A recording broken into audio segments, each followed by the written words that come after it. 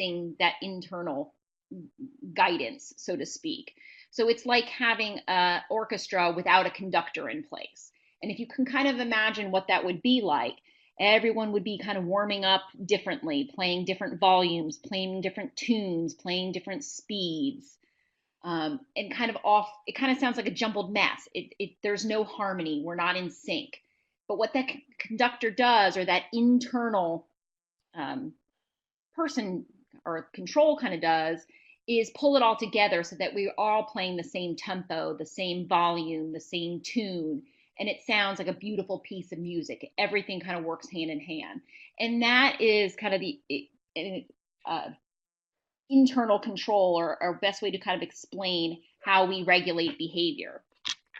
So with that said, our students with ADHD are kind of missing that. And they need that as an external person to help remediate that deficit.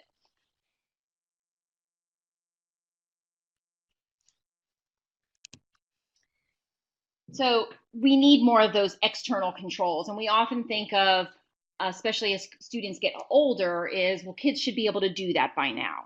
I think especially when we jump into upper elementary school and into middle school, is that there's a lot of conversations that I have with teachers of, well, in middle school we do this. But we also have to think about, sometimes our students with ADHD are lagging in that maturity with their peers. But that also, again, goes in line with the inability to have that internal control to regulate those behaviors. So we need to put some structures in place, whether it be in our classroom or through transitions, to help provide that rudder to kind of get them through the waters of their day-to-day activities. So we think about things that they're strongly influenced by the structures and the conditions of the immediate environment, and that we need to make sure that we're putting some rewards to help guide that behavior. So when we look at some of the areas of the executive functioning effects, is we look at communication, we look at pragmatics and social interactions, we look at processing and reasoning. These are all just kind of bucket areas. Problem solving and learning, and memory being kind of the big areas where that impacts our students typically diagnosed with ADHD. So if we kind of break that down a minute before we kind of get into some strategies of how do we align strategies that work on these deficit areas to ensure that they have those supports and structures, looking at that external control that we can kind of help put in place for them to be successful. So if we look at communication difficulties, these are some of the areas that some of our students struggle with. Now, I think it's important to keep in mind that a lot of the strategies that we're going to talk about in just a minute here are good, but they might not work for all students. You're going to have to look at what specific deficits to make sure that we're aligning the appropriate intervention or strategy to that student's deficit area. Because just because it doesn't come as a toolbox altogether of saying, here's your diagnosis with ADHD, so here are the things that you're going to put in place. It really isn't going to depend on the individual student and the severity and the type of deficits that they have tied to their diagnosis of ADHD. So with that said, there are some areas with communication that could be affected by an individual you're thinking about, or some students that you have in your classrooms now. Disorganized conversation, I think of that as kind of having those squirrel moments where we're talking about one thing and we're on a particular topic, and then all of a sudden we've added in kind of a sidebar something, and don't forget this, and we're kind of popping all off the page. So to the audience or to whomever the child is speaking to, it's hard to follow their conversational thought because it doesn't go in a logical sequence. They struggle with, because their thought process is like that, and that's what their communication is, that honestly on the other end of kind of what their receptive communication and their understanding level, sometimes it can be difficult with reading and just in conversation themselves and being part of a conversation. It's difficult for them to be able to tease out the main idea of really what's kind of the gist of this conversation, or the gist of what they're reading, because that's what they struggle with, again, when they have conversations or when they're sharing their acquired knowledge. They can be very impulsive, inattentive, and just struggle with that initiation of skills or initiation into activities. So with pragmatics and social social interaction, they could have difficulties in any one of those areas or all of those areas listed. So the ability to take someone else's perspective. This can be very difficult when trying to have peer relationships because they only see it as their way. And so that can be very difficult when, especially in schools nowadays, we're asking, because of the rigor of the curriculum, for them to be more collaboratively and or to work in more collaborative groups and do more activities out of isolation. So that can be very, very difficult with getting along with and finding their space, so to speak. Processing and reasoning. This again, with the way curriculum has changed over the years with Common Core or whatever your state is currently using along those lines, that it's gotten away from the very concrete. Obviously, we have to have very concrete foundational knowledge and be able to answer those questions. But now our kids are really asked to kind of step it up, and it's really more about the reasoning and the application of those things. So that can be very difficult, kind of thinking outside the black and white, being able to draw conclusions, make inferences, evaluative type responses to things, that it's getting them to think differently. And that can be very, very difficult to kind of not be kind of structured in their responses. With problem solving and learning, again, just being able to come up with multiple solutions, especially, again, working in collaborative groups, the ability to accept and be open-minded to other opportunities or other opinions of others working in their group. So being able to generate multiple solutions as opposed to, well, this is the answer and this is the way it is. So being able to kind of reflect on and tweak and adjust based on new information and new data can be very, very difficult. Carrying out instructions or tasks to completion can be difficult for multiple reasons. Sometimes, again, being able to process all the steps that need to be taken can be overwhelming, and so they have a difficult time initiating tasks. So you'll also see with these bucket areas, sometimes our buckets kind of bleed into each other. But not only is it difficult for them to carry out the instructions, but sometimes we forget all the steps that need to be done. So it's not that they're being non-compliant, it's they're not quite sure what leads into next or what they're supposed to do because they can't remember it all. So being able to retain that information. And then lastly, kind of looking at memory. So being, again, retaining information long enough to complete those tasks. So again, talking about how those buckets kind of bleed together. Accomplishing tasks and being on time. Sometimes, again, processing speeds are a little bit slower. So it takes a little bit of time to process what are we supposed to do, then actually getting into the work and sustaining task in order to complete it. So sometimes pacing can be a real difficult. By the time we actually get started, it's time to transition into the next activity or the task. So that can be really, really, really difficult. So keeping those kind of things in mind, we want to think about, well, what does it look like in school? You know, how do all those bucket areas affect what students are asked to do on a day-to-day basis in schools today? So we kind of look at deficits in all of these areas being really affected. The organization, the importance of organization, especially as kids get older and we're asking them to transition between multiple teachers throughout a school day. Shifting attention, the integration of technology in schools. So it's not, just using multiple different modes of instruction between online platforms or flipped classrooms or different stations that we have set up in the classroom. Again, utilizing collaborative work groups. All of those kind of things can be really difficult for our students to know what to block out, because it's oftentimes not that our students aren't paying attention, it's our students are paying attention to absolutely everything. So it's overstimulating.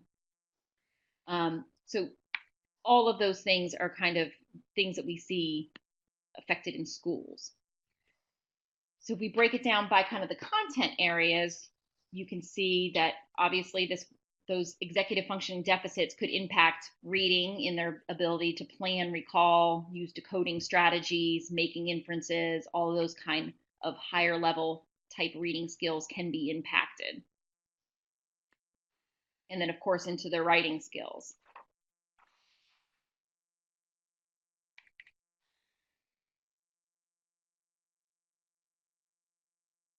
And then when we look into math.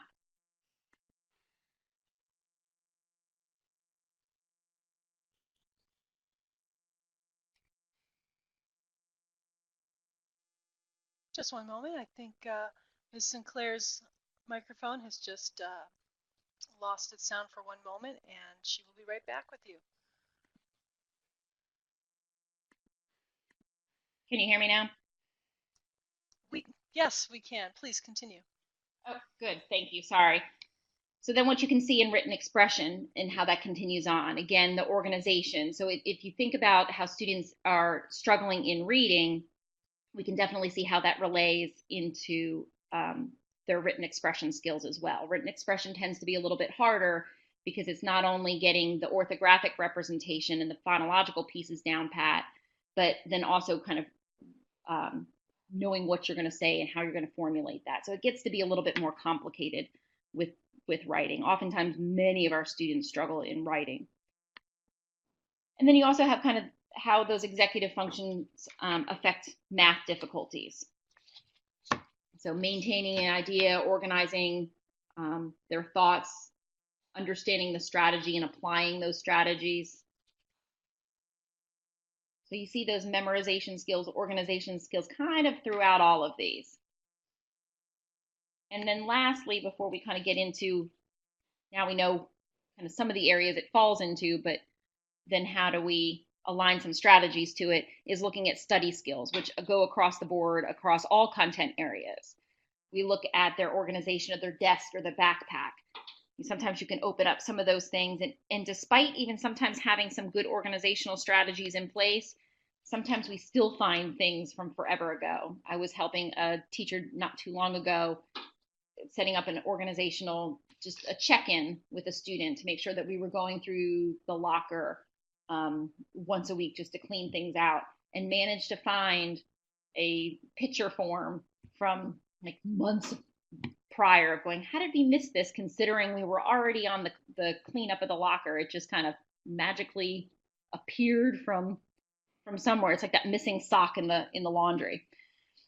Completing homework can be difficult. And the thing with completing homework is that oftentimes we don't realize how many steps there truly are in homework. There's about 12 steps if you actually break it down to homework completion. So it's not just our kids aren't turning in the homework, it's what step in that process is where the breakdown is happening. So sometimes we have to dig a little bit deeper below the surface to determine what exactly is causing the student to struggle in that task or in that area. And then just even interpreting things, and not only just interpreting assignments correctly, but interpreting conversations or interpreting just kind of social interactions that are happening that can be difficult for our kiddos. So what we have to do as teachers is we have to know and understand what ADHD is. We're not diagnosing ADHD. That's definitely in the medical arena, but it does have an educational impact. So we have to have an educational treatment plan, so to speak. We have to be able to describe those classroom behaviors that are limiting their access to the general curriculum. And then in saying that, then also what remedies are we putting in place? What structures are we putting in place to act as that external control? Because they don't have the internal ability to do it on their own at this point. And sometimes those external controls have to stay in place and have to be taught. So if we think about that gradual release model, we have to spend an awful lot of time in that I do phase of teaching how to use that over and over and over again. So just because we say, or we just put something in place, doesn't mean that the student is going to utilize that strategy or that structure appropriately without having explicit instruction to do so. So that is really the key with any of these strategies that we'll talk about in just a second. And then we also want to look at what behavioral interventions. So it's not only just about the classroom structures or some of the accommodations that we could put in place, but also looking at some interventions that we might need on the behavioral front as well, some classroom management structures as well. So we want to kind of think about it from a cognitive perspective, so to speak, because what executive functioning means is it's really looking at a set of cognitive processes that enable us to do these things. It enables us to get started, right? Having that, taking that initiative, right? The directions were given. This is what we're to do. I know I need to break it down into, these chunks in order to get the task done. Being able to direct our attention despite other things that might be happening within our classroom, and being able to then to sustain focus on that given task.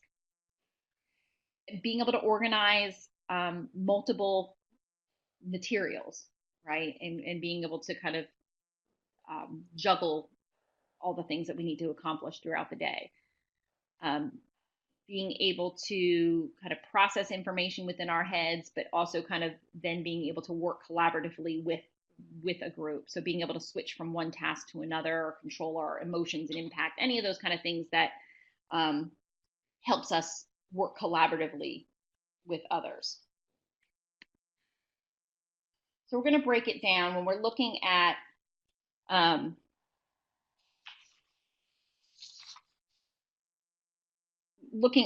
those cognitive perspectives. What we're going to do is we're going to look at the 6 aspects of executive functioning, and then we'll align the strategies that kind of go along to help support that.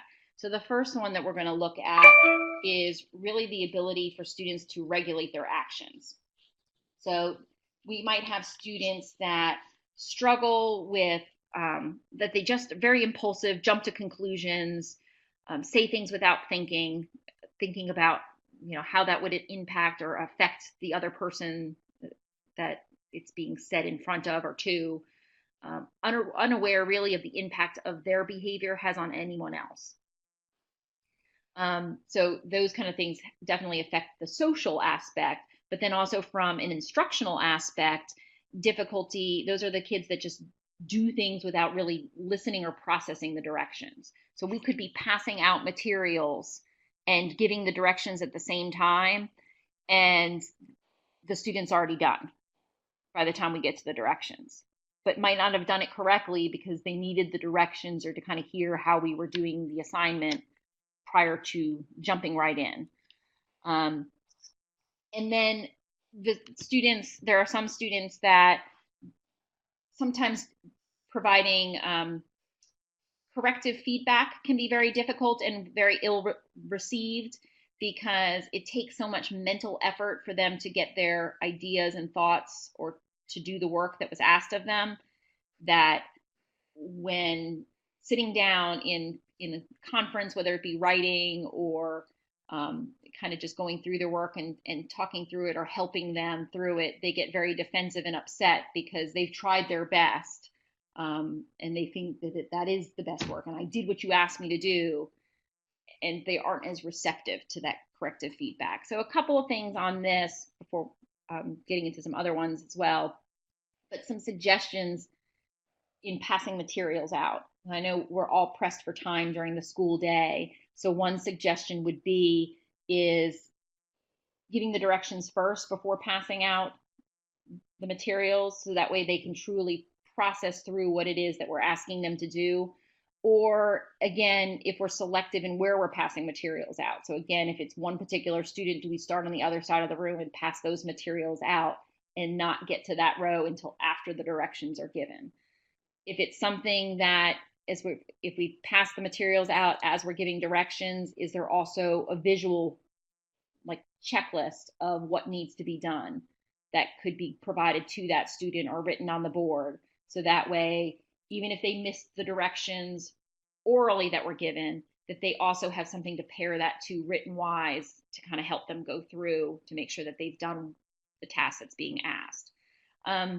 The other thing that's good in kind of helping to regulate actions are the use of rubrics can be really, really good, especially when we're talking about students not being very receptive to corrective feedback, is to go back and use the rubric. So then it's not you saying that the work isn't up to par, but as per the rubric that we have gone over explicitly beforehand, these were the things that were being looked for. Do we have these things? Are we matching these things up? So it'll be very important to have a very clear and concise rubric that you're utilizing, that the students understand what those expectations are prior to beginning those assignments. And sometimes that takes or helps to regulate those actions, is having some of those structures in place.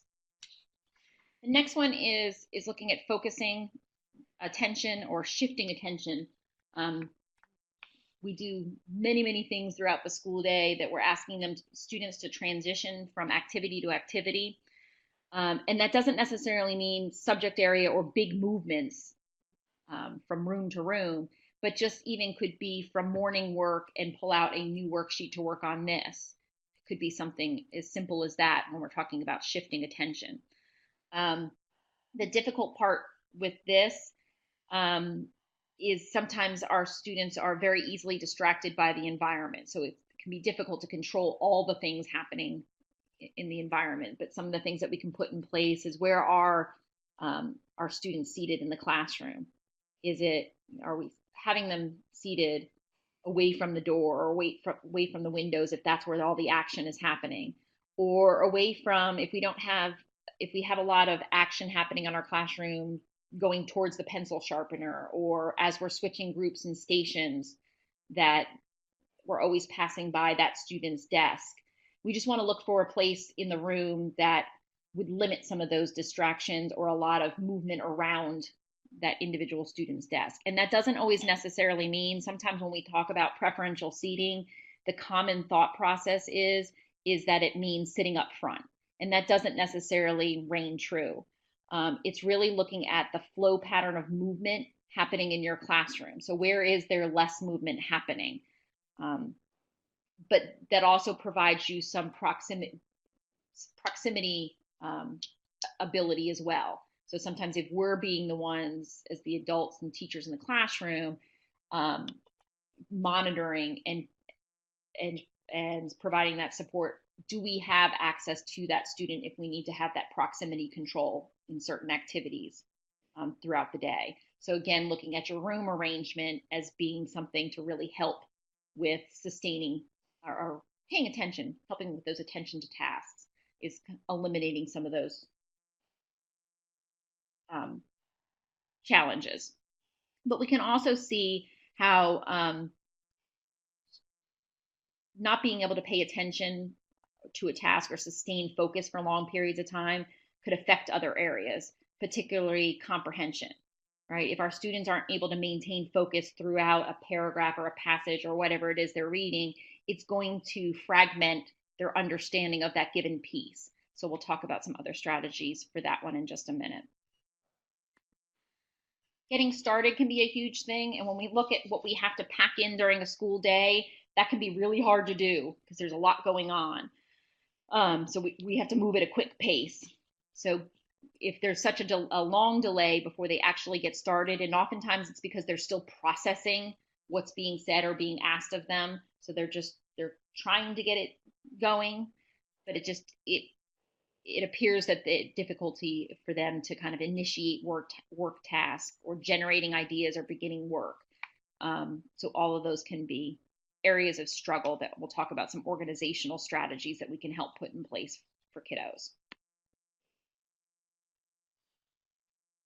And then working memory, being able to remember and follow verbal directions, being able to retain information in order to complete a task, whether that be any kind of academic task, whether that be a writing prompt or steps in a math problem, but being able to utilize what strategies and routines do we have in place. So that could be the use of mnemonic strategies.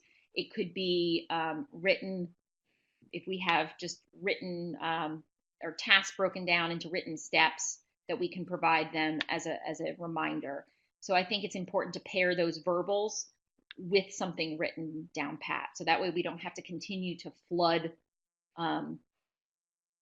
their cognitive space with the verbal over and over and over again, that we can also pair it with what's written. Sometimes we over communicate. And then that goes into the organization and the work and schoolwork stuff. So difficulty organizing their materials. It looks like a hurricane has gone off in some of the lockers I've seen over the years. Just so much stuff that we just don't know where anything is. We don't have an organizational system to things. Managing and pacing time. That's one that really needs to be explicitly taught, and I've really worked with many teachers over the last several years of teaching kids how to pace themselves. So it starts off small, and it might start off with a workbook activity or a couple math problems of saying, this should take you about 5 minutes to complete these 3 problems. I'm going to check in with you in 2.5 minutes to see where you are, but to help shape what pacing looks like, because they really truly don't know. If we just give them the end time and say you need to be done with this in 10 minutes, and we're not helping them to monitor that and to kind of pace them through that, it's not just going to internally happen. We have to help them learn how to pace. And then looking at self-monitoring skills. This kind of goes along with that accepting corrective feedback can be really difficult, is reviewing their work, going through and checking for errors, understanding that rough draft isn't the final draft kind of thing. So this piece with the self-monitoring can be very helpful with things like checklists or rubrics to kind of help them look through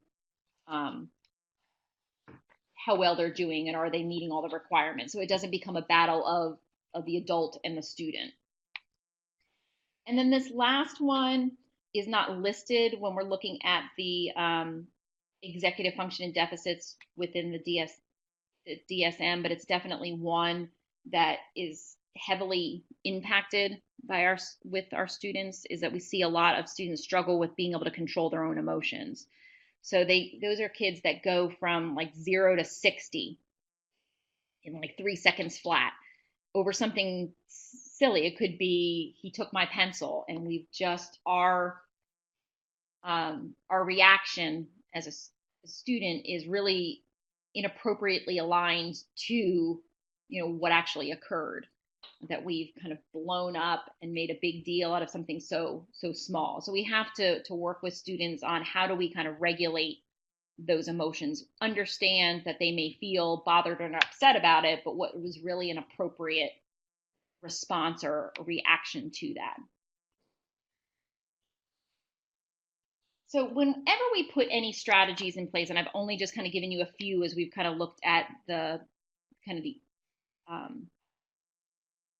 areas listed within the DSM, is we really want to look at strategies that are considered, we want to have brevity, clarity, variety, and structure. So with the brevity, we want to make sure that any of our strategies or routines, that we're keeping everything of short duration, and we're able to incorporate breaks into them where we see fit. The clarity, we need to make sure that we're very crystal clear in all of our instructions, our expectations, the interactions. So what that requires us as teachers, it requires us to know exactly what we expect in every instance. And really, we need to have that for every child when we're building our lesson plans.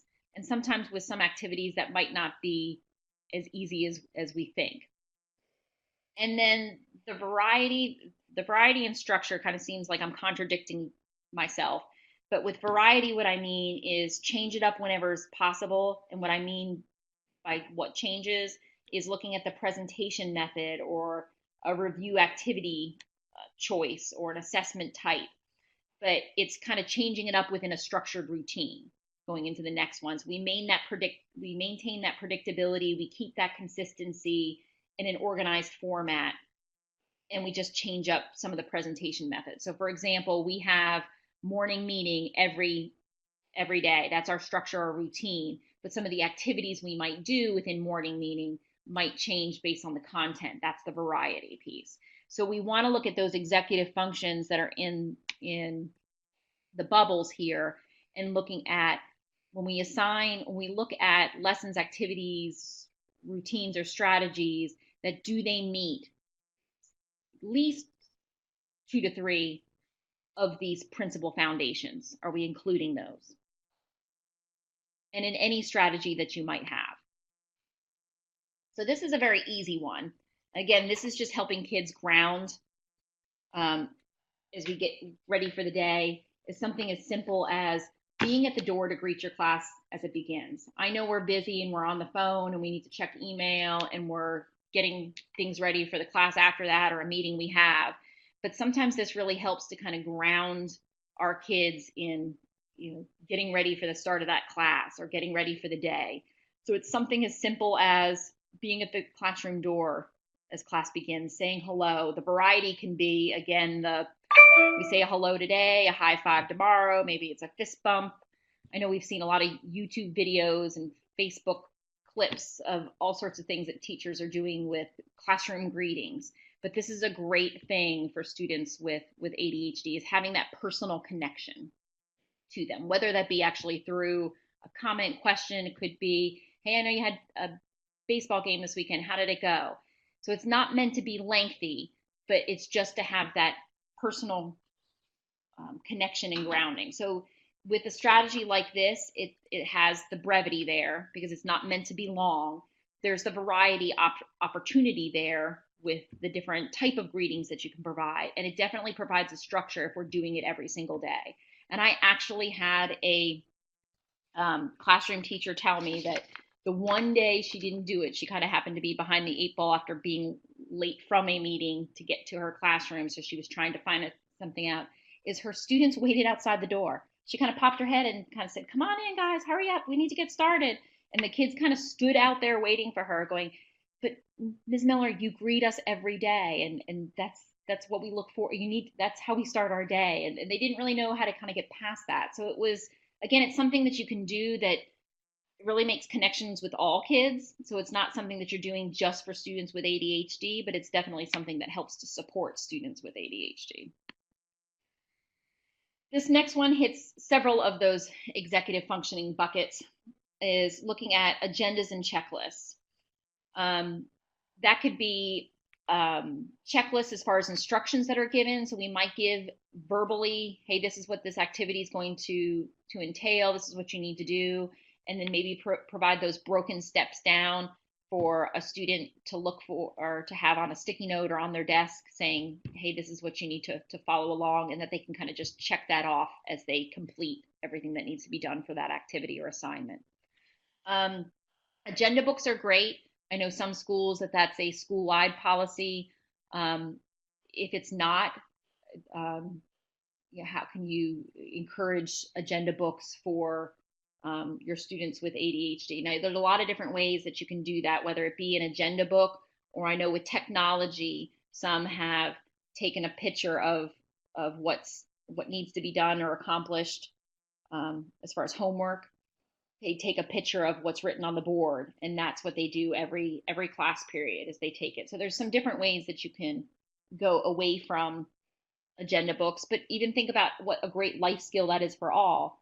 I live by my phone's calendar. That's where everything, if you want to know where I am at any point in the day, if you pull up my calendar, there is my agenda. That's kind of the schedule of what my day, my week looks like.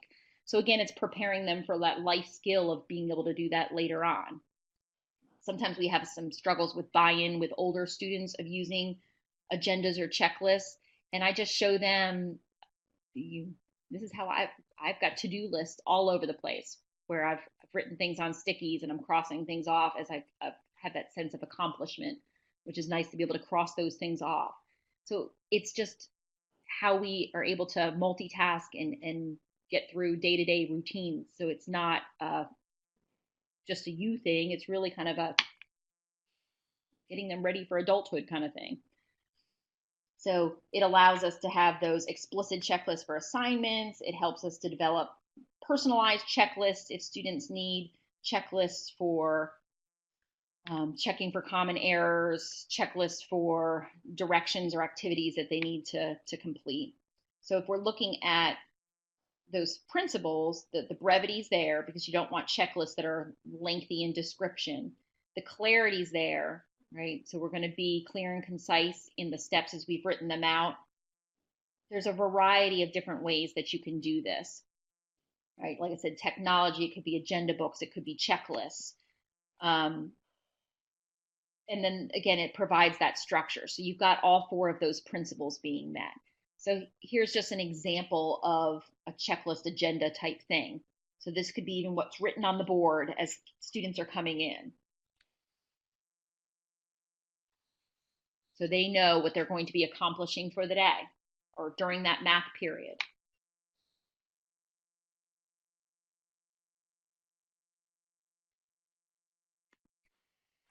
This could also be utilized for sometimes some of our students finish a little bit too quickly with activities, and then they can be disruptive to others.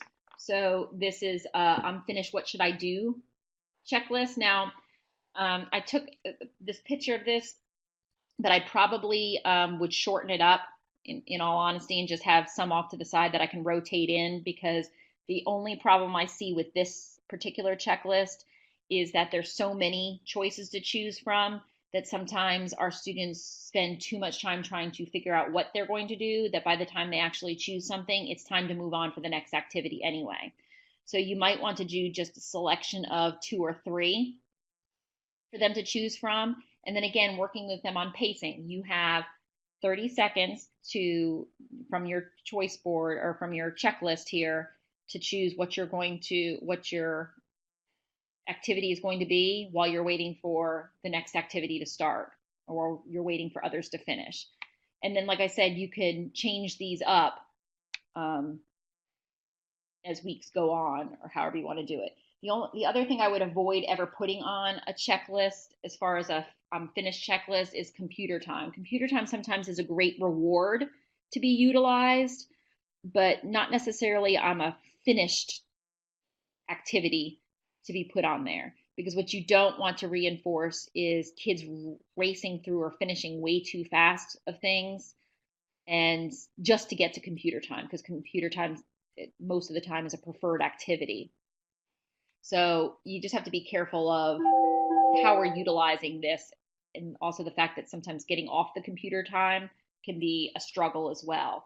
And you want this to be something that can be easily taken out, but easily also put away, so that way it's not interrupting flow into the next activity or the next subject area. Foldables and graphic organizers, again, some of these things are not new things. It's just seeing how they align to what your students' needs are that have been diagnosed with ADHD, but also some good classroom structures for many and all students. So if you're looking at foldables and graphic organizers, they're just organizational tools which help aid students in the task of, effortful task of note taking by giving them blanks rather than filling in or taking notes all by themselves. Again, it's kind of providing that scaffolding to get them there. Other things with like foldables that you can think of are like teaching students how to use 2-column notes. So if you look at Keys to Literacy, Joan Sideda's work, she does a lot with teaching students how to take notes. And I think that's a little bit of a lost art, but our students need that guidance and assistance, and then also how to utilize those notes after they've taken them.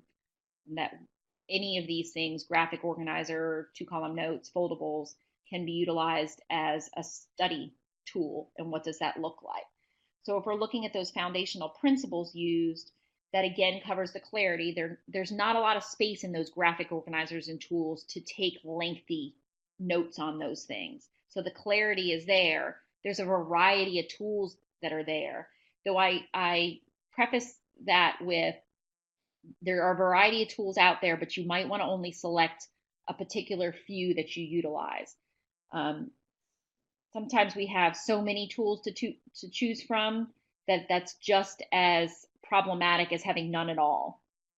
If we keep changing the tools all the time and using way too many tools, then the focus of the tool, the focus becomes the tool and not the content. And really, the purpose of utilizing graphic organizers and foldables and things like that is to help deliver the content or the meat in a meaningful way. It's not to focus on the format or the tool itself. It's just the vehicle in which we do that. But if the focus becomes so much on the tool itself, then we might have to think about, are we changing the tool up too much? So just something to think about. The tool's purpose is really to help reduce the cognitive load so that they can focus on the material. Brain breaks are important. It doesn't have to be something elaborate. It does have to be something that students can easily return back to their classroom activity or what's next. So just be careful that it doesn't become a 2 to 3 minute brain break, doesn't become a 5 to 10 minute or 15-minute brain interruption. So we have to play that balance with it. But what brain breaks really kind of help to do is, and we just need to make sure that we have some strong procedures in place, but they're meant to be short activities that engage the brain in different ways. So that could be through movement, it could be through song, music, games, something like that. You can Google brain breaks. Brain Gym has a lot of different little activities that you can do. Here's an example of one, just a move it, say it, just put this on the board and we go through these little steps and then we all sit down.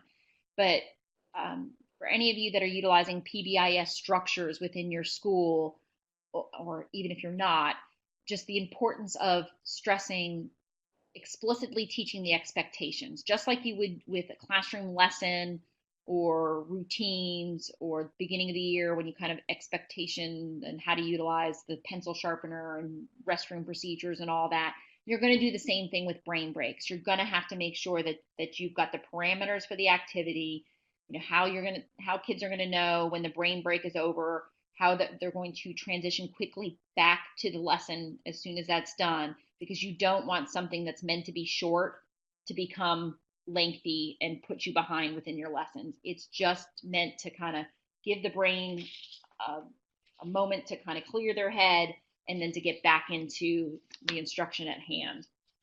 But these can be really, really helpful to incorporate in. If we're looking at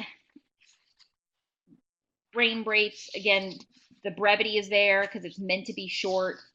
The clarity is very important, that we're there with the clarity of those instructions and those expectations, and how to utilize that is highly, highly important. The variety is there. Like I said, you can do all sorts of different things with music, with lyrics, with games, with movement. And then the structure is there as well. I've got teachers that utilize this. They know between math and science in the morning, it's very content heavy in the morning, and they just need a couple of those breaks. If you don't have something this elaborate that you want to do class-wide, it could be something as simple as that student taking a note, going with a peer and taking a note to the office and just getting out and stretching their legs, or walking to the end of the hallway and back. Things like that, just to get some movement and, again, just kind of freeing up brain space. Think pair shares have been along for quite some time. So this isn't anything new, but it's just an opportunity for class members to have a chance to think. We know processing can be difficult, so giving everybody that think time in step one, being able to think, so that way they do have something that they can share with their pair and kind of process through it. But it also gives them an opportunity, and it would have to be, again, teacher directed and supported, is getting them to be more accepting and working on those skills of being open-minded to others' opinions in a small pair setting before sharing it out with the group. So it's kind of working on it in that scaffolded model. But I think it's important to have that think part first, because oftentimes, again, we're still processing information as answers are already being shared out by others. So it gives us an opportunity to share our own acquired knowledge before coming into a paired and listening to the opinions of others and then sharing out as a group. So it kind of almost prepares them for collaborative work down the line. So again, we're looking at all those 4 principles being present there as well. Timers are great. Timers can help us to just kind of gauge the pacing. Again, it'll need some explicit instruction along with it. The only thing I note you with timers, there's not a whole lot of variety. That's probably the only principle that's not present in this one. But with timers, I know timers have gotten really fancy that you can pull up timers online that have characters that swim across the pool, and when they get to 5 minutes, there's all this animation to it, and those are awesome unless it becomes a distraction. If our students are so focused on which swimmer in which lane is gonna complete the race and not really actually getting the activity done, then we need a less fancy timer, right? So they've got silent timers, they have just the sand timers. We might have to just look at something that is a little less distracting. So keep that in mind with timers, but timers are a great tool too.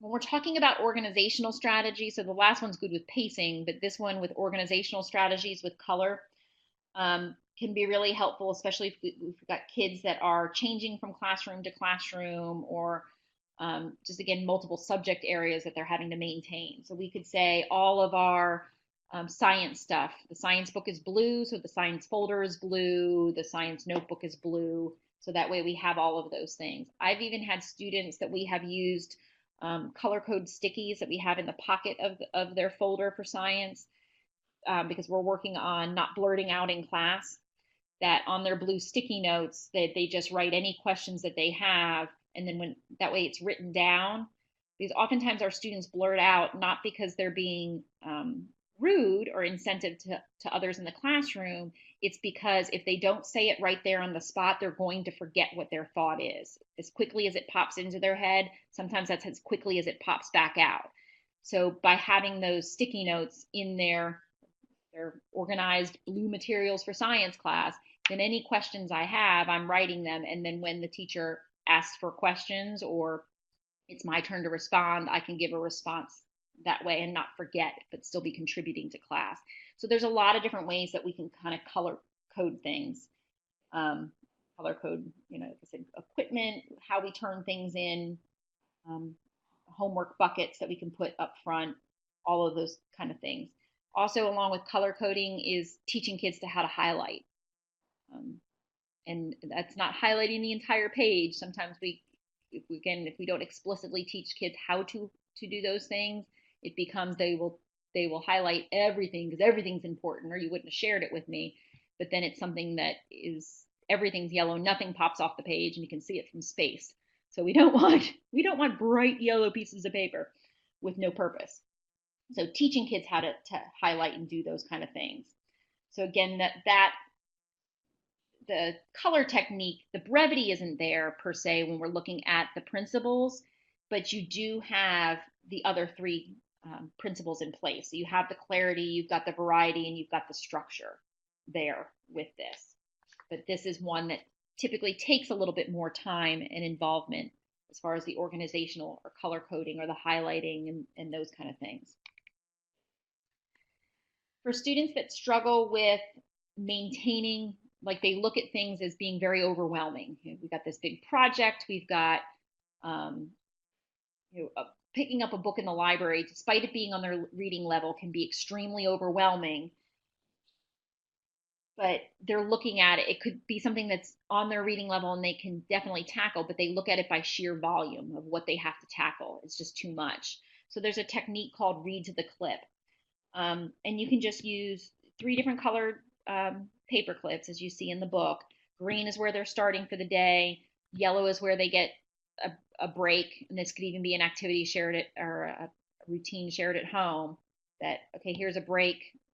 Whether you put the book down, get up, stretch your legs, get a snack if you're at home, whatnot. And all you have to do is then read to the red clips. So maybe you're looking at, again, growing sustainability of a task, and this is a great one reading wise. But if we start off with maybe 10 pages, and at page 5 is where the yellow clip is a break. And then we can kind of gradually grow that as they're able to sustain more and more time on task. But what it also helps to do is with self-esteem is when they see that if they can break it into chunks, but they can actually see how the chunks are broken, what they get is that sense of accomplishment at the end when they actually see that they can complete that entire book. But the book isn't as overwhelming because again we've broken it down into those small tasks. So you can also kind of do that not only with just like read to the clip, but how are we chunking other assignments? So whether that be a math worksheet, just get to these 5, right? And you're covering up the rest of the worksheet, and we just unfold each row as we go along, or do it in rows of 2. So that way they don't see it as such an overwhelming, unachievable task, that we're breaking it into chunks, that it's more manageable for them. So again, that looks at all of those. We're helping with that. It's something that can be quickly put in place, so that brevity is there. It provides some clarity of, there's just clear set of directions that they need to follow along with that. The variety is there, and definitely the structure is there. And then you've got these last 2. So you've got mnemonic strategies, which I mentioned earlier. This can be a great way, especially if students are involved in making up the mnemonics, because the buy-in's there, and sometimes those odd things that they use, they just remember them. I've got kids who could remember, they've made up their own order of operations, and they could remember it. It was just weird enough that it just kind of sticks in your mind. But it's really just a way for them to help remember information. So tons of them out there. Right? And again, all 4 of those foundational principles are represented. And then lastly, post-it notes and sticky notes. And I'm a girl who loves me some sticky notes. They're my best friend. I use them for to-do lists. I use them for annotating text and different things. But again, it's something that has to be taught. We have to teach kids how to use them. Again, as I mentioned before, with color and variety, I also use them for students blurting out. So I used particular color stickies to align with particular content areas, because sometimes I've had kids that wrote down questions, didn't get to ask them in class, but it was still a very pertinent and relevant question. But then we couldn't figure out, well, what was this? Who were you asking a question to? Which teacher, which content area was this question directed to? And the student couldn't remember. So again, by having it color coded, then we knew, oh, well, it was a math question. So we need to make sure that we bring this back to Mr. Smith and answer your question that way. So there's a whole lot that can be utilized with sticky notes. And again, the structure really isn't there because there's a lot of different ways that we can utilize it, but the brevity, clarity, and the variety of ways that you can use sticky notes, but it might not be utilized every day throughout every routine or every structure. It just depends on how you're using it. Okay, so I know that's a lot. I could talk to you guys for forever and ever and ever when it comes to strategies and routines. And I know some of these, I'm not providing you anything that's earth-shatteringly new, but I think it's sometimes bringing what we have back to the surface, and knowing how to utilize it and why we're utilizing it. So that is it. These are the last couple slides, as you guys have printed them out, are just some resources that I had. So you can definitely look through any of those. Some of them are some websites, and others are just some book and reading materials that I've used over the years.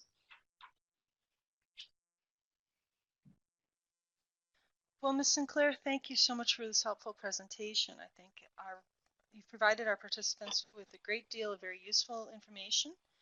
And to our participants, I am bringing over our question and answer box now. So the question and answers are open, and we are looking forward to your questions.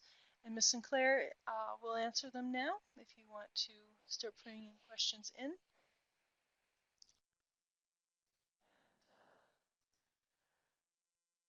Just bringing our view over so that we can, again, if you can start adding your questions to us. One of the things we were wondering, you were talking earlier about assignment notebooks for students. Do you find that that is helpful for students? I have heard some of our former participants have mentioned those. And one of the things they say is they do send their children to school with assignment notebooks, and they are asking the teacher to sign it at the end of the day. Do you find that this is something that is helpful? I do. Um, and like I said, I think from earlier, when I first started teaching to now, I think there's different ways to do that. So if a paper agenda book works, and I've had teachers that, again, that they're doing the greeting at the door for the next class, switching out, that again, or being at the door as students are dismissing, that it's something that could be simply done by the teacher of just looking to make sure that students are accurately recording that. Because I think sometimes that happens if we don't have the check as the adult, as that external control, students might not have accurately written down what they needed um, from the board, or have written down something that they don't understand. So then I think some of the complication from the parent end is, well, they wrote it down in their agenda book, but they don't know. And I asked them what were they supposed to do for this. There's shoulder shrugging, or I don't know, or I don't know what this means. So I think having that check by the teacher out the door, just kind of a quick run through of is it written down correctly, and even if it just takes a moment to say, okay, so do you know what you're supposed to do here? Or, this means you need to bring home your math workbook, or whatever additional layer of structure needs to happen. But I think it's very helpful, because I think it's how we, again, as we're preparing them for life after school, those are all things that we still do in some way, whether it be to-do lists, or um, keeping things on our technology or a phone. So I think there's just multiple ways to do it, but it's just preparing them for being out in the real world. Great, well, thank you. Well, our next question now comes from Megan, and she was wondering, does it seem like as an educator you are seeing more students who are dealing with executive function difficulties?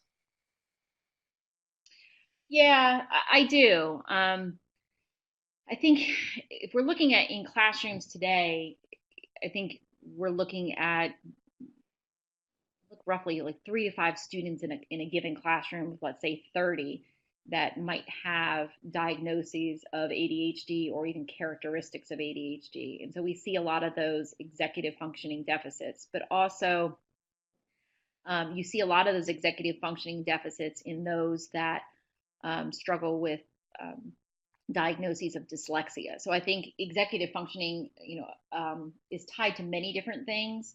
So I think that we're seeing the need to really put a lot of structures in place um, than we might have needed in the past. And I think it just happens to be um, a word we're hearing a lot more frequently in education. It seems to be the buzzword of today. All right, wonderful. Well, Kelly has a question you mentioned a moment ago about um, what it just building on what you mentioned a moment ago. Kelly's question is, do you have any suggested wording for use on an IEP form that'll help clarify accommodations, such as the assignment notebook, such as other needed accommodations? What are some words that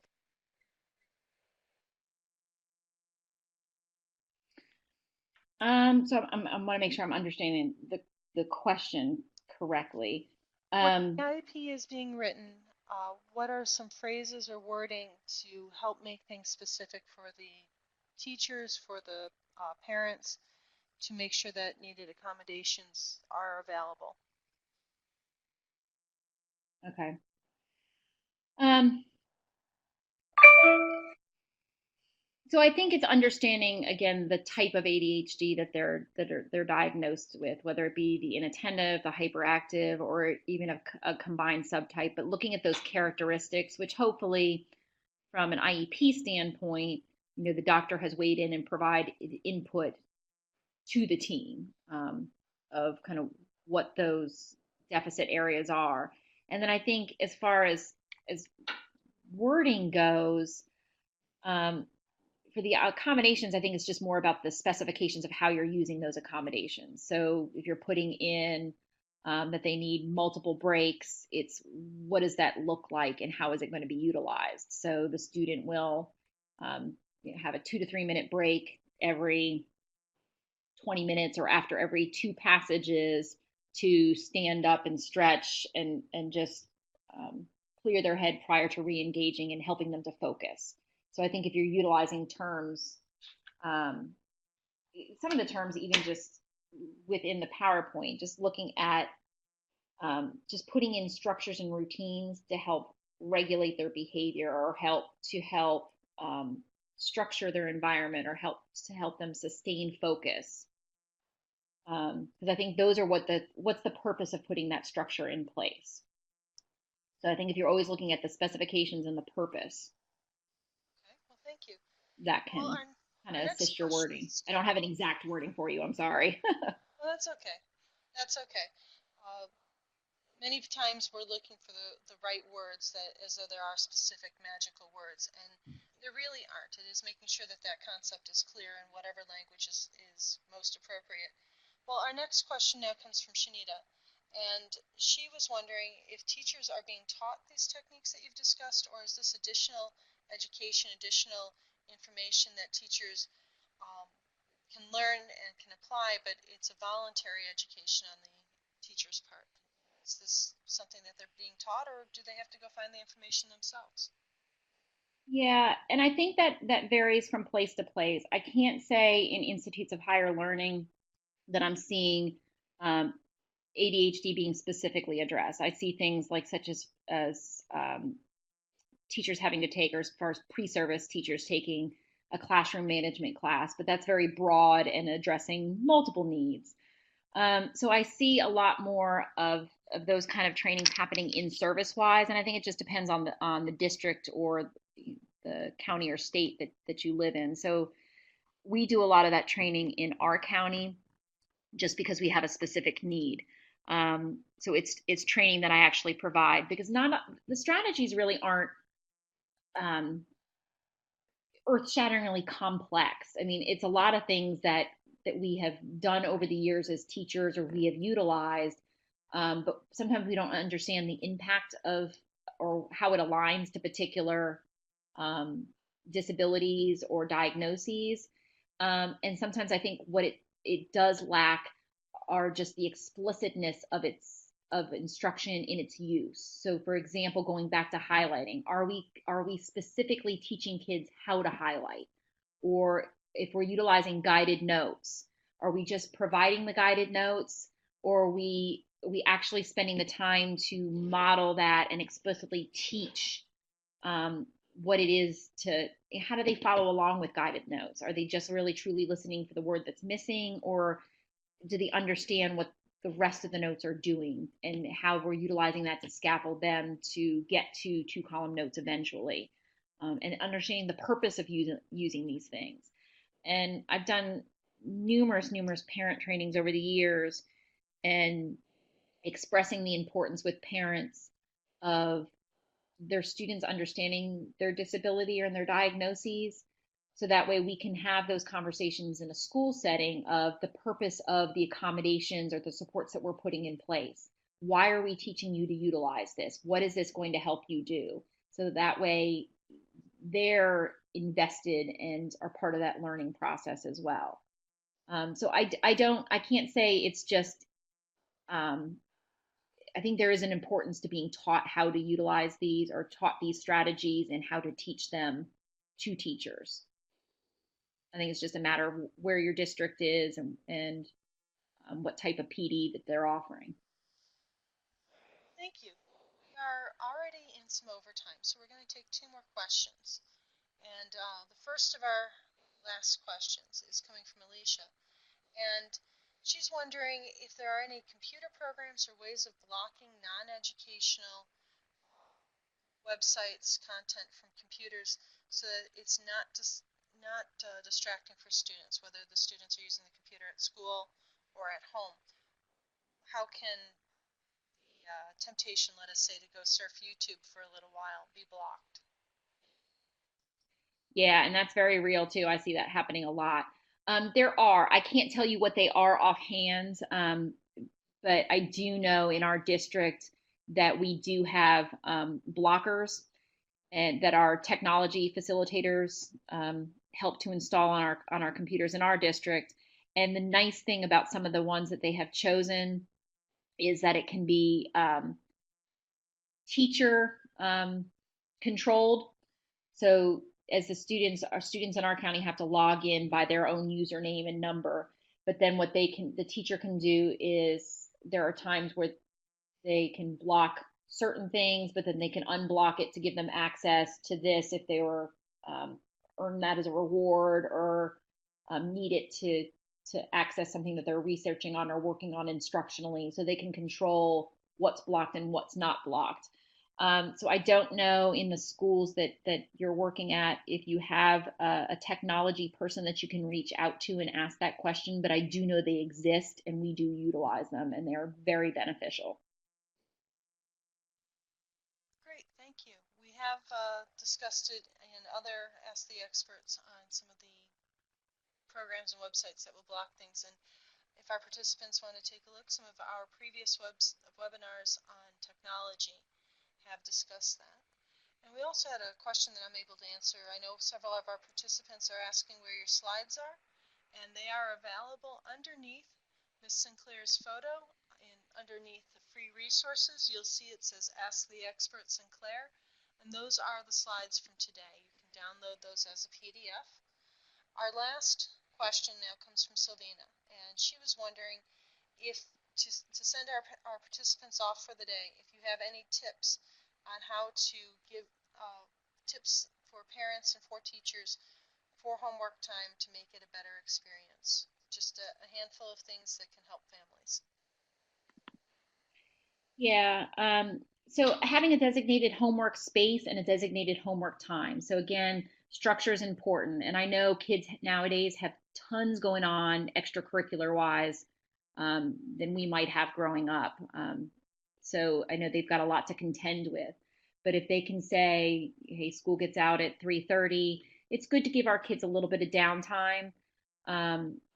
Get snack, stretch their legs, whatever they need to do, but then yeah, having a designated homework space that is free from distraction. So in my house, homework time is done at the dining room table because it's free from the television. You can't see that. It's not distracting from anything going on outside. And then all my materials are there. And I think that's important to have all those materials in an area so that way we're avoiding the up and down, or I need paper, now I need a pencil, now I need to sharpen my pencil.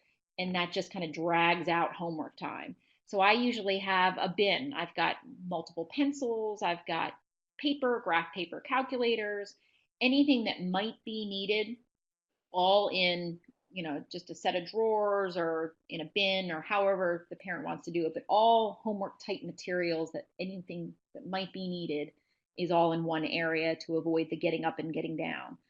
And then typically as a parent, to being able to sit down with your child and say, let's review what it is that you have for homework and prioritize what needs to be done.